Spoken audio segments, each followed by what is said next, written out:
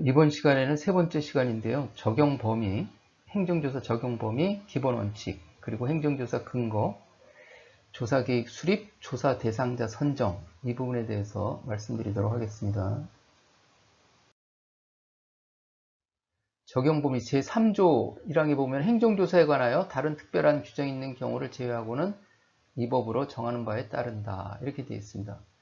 그러면서 행정조사는 여기에 행정조사 기본법에 특별법에 이제 규정이 되어 있고 이렇게 공통적인 사항을 따라서 하면 되겠구나 이렇게 알 수가 있는데, 그런데 행정조사 기본법이 적용이 안 되는, 여기 보면은 이 법을 적용하지 아니한다. 여기에 대해서 좀 신경을 요걸 좀 알아놓으셔야 되겠죠. 이게 어떨 때 적용되지 않는지.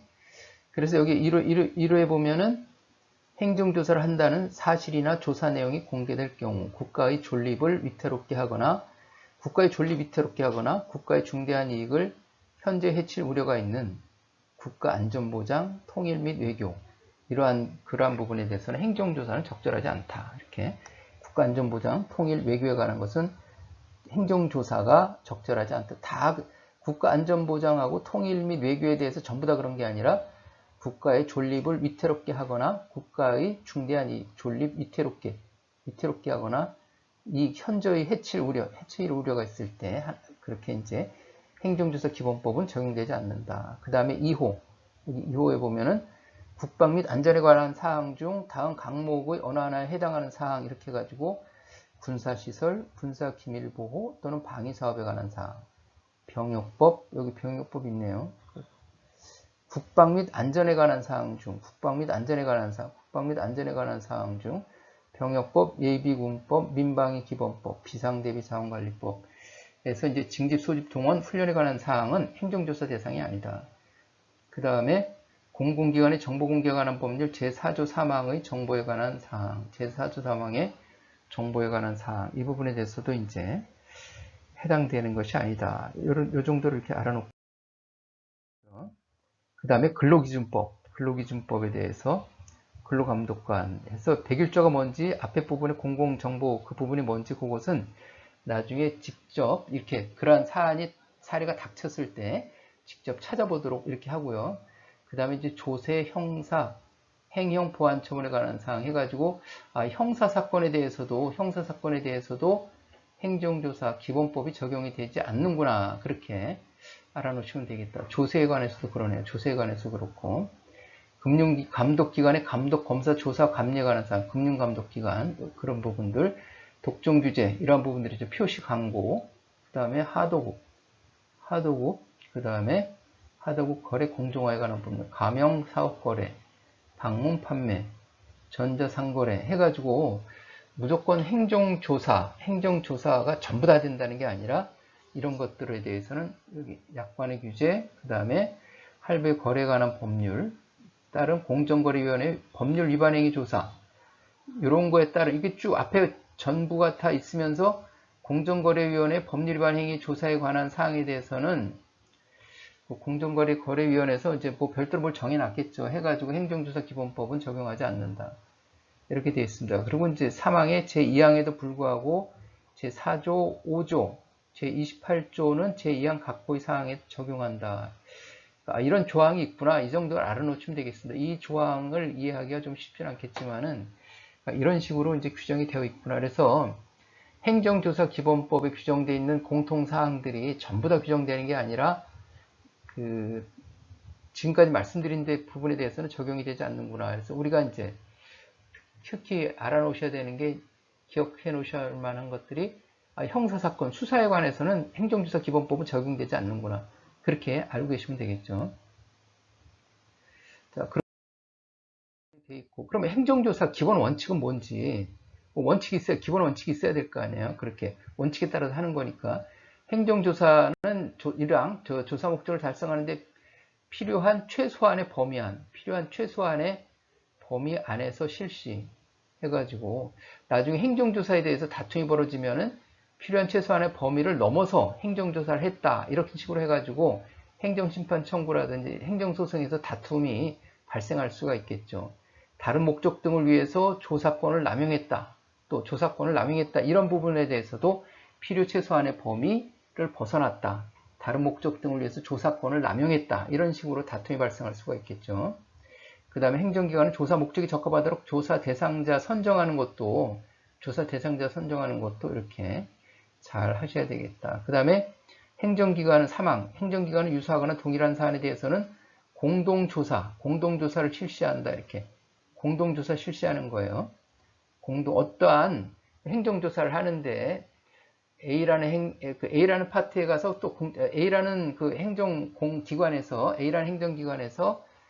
같은 업체에 대해서 나가서 행정조사를 하고, 그 다음에 또 유사하거나 동일한 사안에서 B라는 행정기관에 가가지고 그 업체에 대해서 며칠 간격으로 또 하고, 이렇게 해가지고 중복으로 해서 이렇게 하면은 그 업체에 대해서 행정조사 대상자에 대해서 많은 업무 사업에 지장을 줄 거 아니에요. 그래서 그렇게는 하지 말라 해서 중복되지 아니하도록 해라. 이렇게 왜 중복되지 아니하게 하려면 어떻게 해야 되느냐? 공동조사를 실시하면 된다. 이렇게 공동조사를 실시해야 될 그 범위가 어딘지 그러한 부분에 대해서는 뒤에 수도 나오니까 살펴보기로 하고요. 그때 살펴보기로 하고, 그 다음에 행정조사는 법령 등의 위반에 대한 처벌보다는 법령 등을 준수하도록 유도하는데, 그 처벌보다는 법령 등을 준수하도록 유도하는데 중점을 둬라. 이렇게 되어 있어요.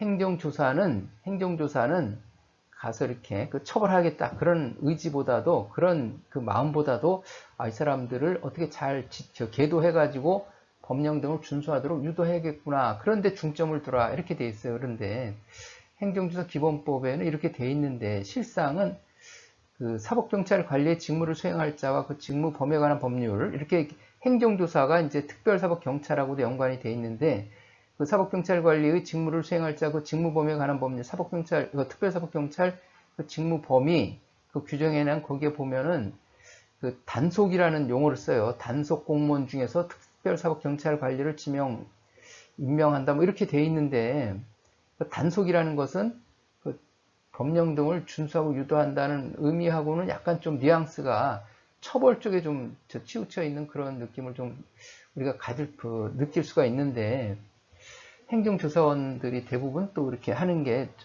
실제 상은 요 유도보다는 그 처벌 쪽에 약간 좀 가 있는 그런 느낌이 좀 들기도 해요. 아무튼 그 원칙은 처벌보다는 유도에 중점을 둬야 된다. 규정은 그렇게 되어 있다는 거고요. 다른 법률에 따르지 아니하고는 행정조사의 대상자 또는 행정조사의 내용을 공표하거나 직무상 알게 된 비밀을 누설하 해서는 아니 된다. 이렇게.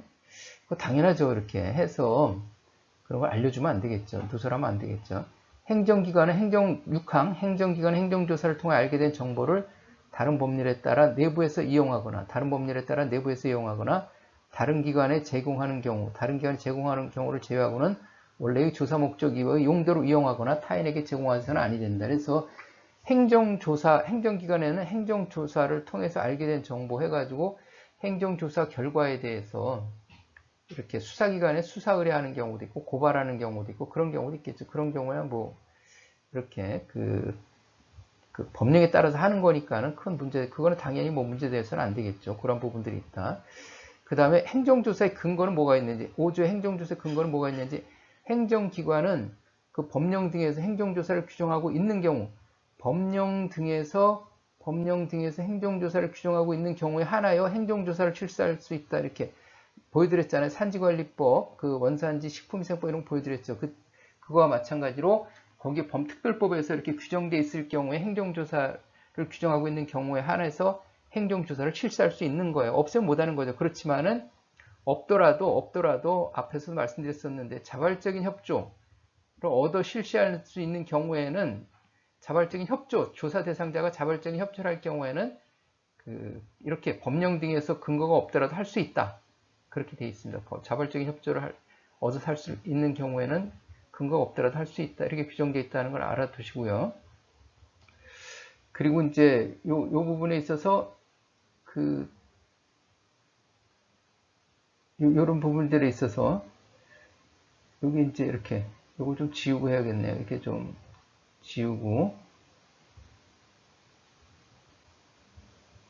깨끗하게 한 다음에 여기 이제 여기 아까 말씀드린 거 유도한다 이렇게 돼 있었잖아요. 처벌보다는 유도라고 돼 있었는데 사법경찰관리 직무를 수행할 때 제가 말씀드린 것처럼 여기 보면은 단속싸움에 종사하는 이렇게 단속싸움에 종사하는 4급부터 9급까지의 국가공무원 또는 지방공무원 이렇게 행정조사 사무에 종사하는 이렇게 돼 있으면은 유도에 중점을 두는구나 이렇게 할 텐데 단속싸움에 종사한다 그러니까 왠지 좀 처벌 쪽에 중점을 두는 느낌이 좀 뉘앙스가 있다 제가 그렇게 말씀을 드렸는데 그것은 이제 느끼는 사람에 따라 좀 다를 수가 있겠죠. 이렇게 단속싸움에 종사하는 게 유도하는 거 아니야 이렇게 볼 수도 있을 거고요. 그렇게 이제 규정이 되어 있다 그걸 말씀드리는 거고. 자, 그렇습니다. 그렇게 되어 있고. 그리고 이제 이어서 사항에 행정조사는 법령 등에 유도하는 중점이 있다. 요건 이제 계속 이미 말씀드렸던 부분이고. 그리고 요거 행정조사 근거 부분 말씀드렸었고. 이렇게 이제 근거라는 것은 앞에서도 보여드렸듯이 원산지에 관한 법률, 농산물의 원산지 표시에 관한 법률, 아니면 식품위생법에 이렇게 행정조사 할 수 있는 규정이 있다. 그것을 말씀드리는 거예요. 그 다음에 이 장에 보면 조사 계획의 수립 및 조사 대상의 선정 이렇게 되어 있습니다. 그리고 6조에 보면 1항 행정기관의 장은 매년 12월 말까지 다음 연도 행정조사 운영 계획을 수립해서 국무조정실장에게 제출해야 된다 이렇게 되어 있습니다. 그런데 행정기관이라고 그래가지고 다 제출하는 게 아니라 다만 행정조사 운영 계획을 제출해야 하는 행정기관의 구체적인 범위는 대통령령으로 정한다 이렇게 되어 있어요. 대통령령으로 정한다. 대통령령으로 정한다 이렇게 되어 있습니다. 이렇게 대통령령으로 정한 게 그럼 누구를 정한 거야? 그것을 이제 잠시 후에 보여드리는데 중앙행정기관을 말하는 거예요. 중앙행정기관하고 소속기관 그걸 말하는 거예요. 자치단체는 해당되지 않습니다. 그래서 행정기관의 장이 행정조사 이것은 이제 전부 다 해당되는 거죠. 2항은 전부 다 해당되는 거죠.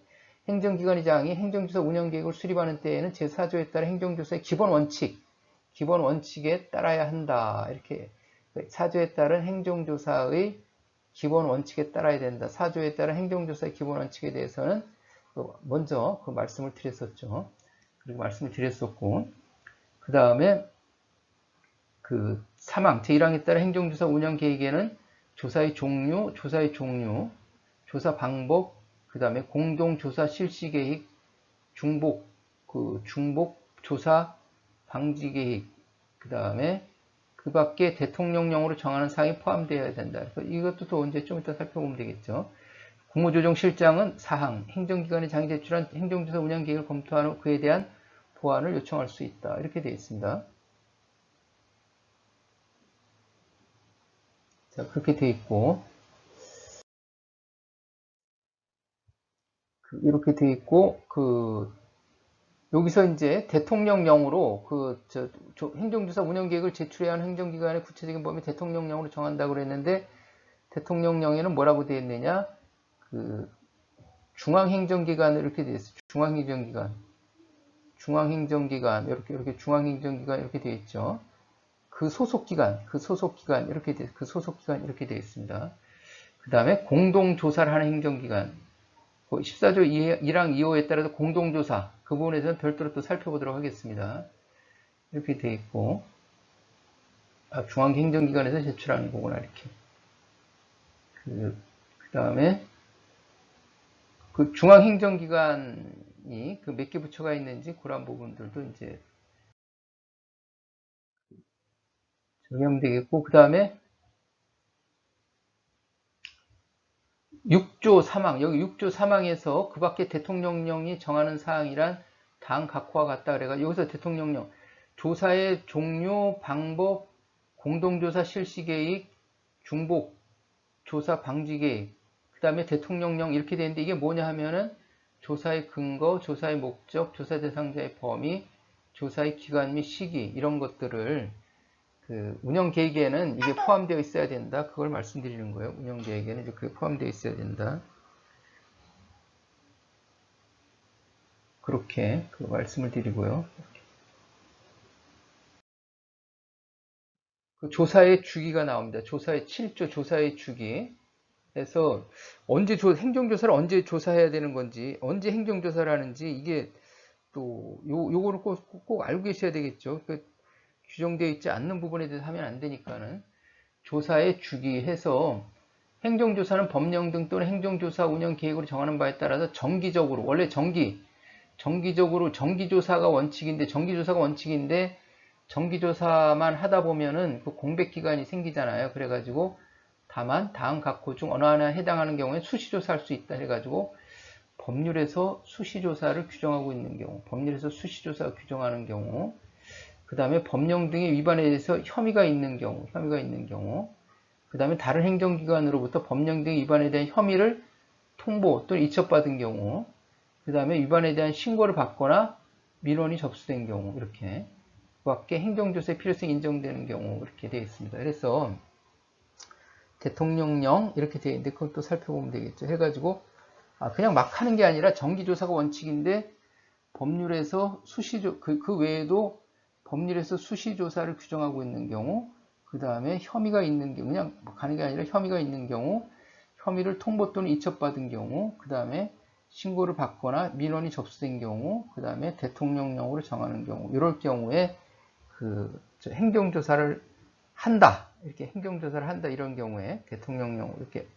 그래서 수시조사는 여기서 대통령령이 뭐냐 하는 것은 행정기관이 조사 대상자의 법령 위반 행위 예방 또는 확인이에요. 예방 또는 확인을 하기 위해서 긴급하게 실시하는 것으로서 일정한 정기조사죠. 정기적으로 실시해서는 그 목적을 달성하기 어려운 경우를 말한다. 이렇게 해서 예방 또는 확인하기 위해서 긴급하게 실시한다 해가지고 그 시중에 요즘 수입 소고기를 국내산으로 이렇게 그 원산지를 거짓 표시해가지고 그 원산지 거짓 표시해서 판매하는 것들이 많다. 이런 소문이 돈다든지 언론 보도가 나온다든지 그러면은 그게 그 정기조사만 해가지고는 안 되겠죠. 그럼 그 예방 또는 확인을 위해서 긴급하게 실시해봐야 될 거 아니에요.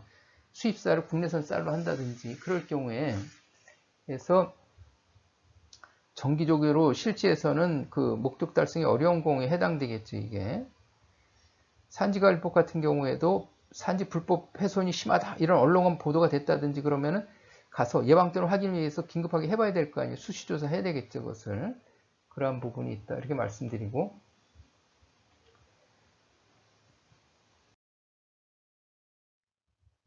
그래가지고 조사 대상자는 어떻게 선정하느냐. 그 1항에 보면은 행정조사의 목적, 법령 준수의 실적, 자율적 준수를 위한 노력, 준수를 위한 노력, 규모, 업종 등을 고려해서 명백하고 객관적인 기준에 따라서 행정조사의 대상을 선정해야 된다. 이렇게 되어 있습니다.